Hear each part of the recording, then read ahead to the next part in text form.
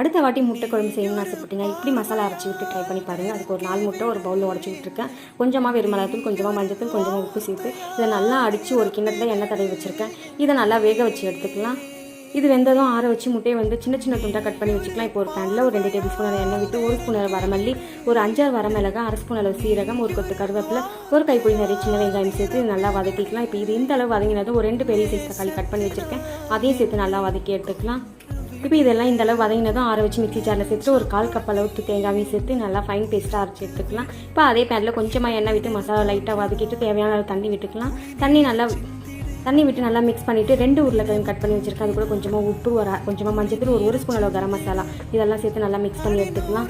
இப்போ ஒரு 10-15 நிமிஷம் மூடி வச்சுக்கலாம். லோ ஃப்ளேமில் உருளைக்கிழங்குலாம் நல்லா வெந்து வந்ததும் வேக வச்ச முட்டையும் சேர்த்துட்டு நல்லா மிக்ஸ் பண்ணிட்டு ஒரு 5 நிமிஷம் மூடி போட்டு வேக வச்சுக்கலாம். இப்போ ஒரு தாளிப்பு கரண்டியில் கொஞ்சமாக கடுகு, ஒரு கொத்து கருவேப்பிலை, ஒரு 5-6 சின்ன வெங்காயம் கட் பண்ணி வச்சுருக்கேன். இது நல்லா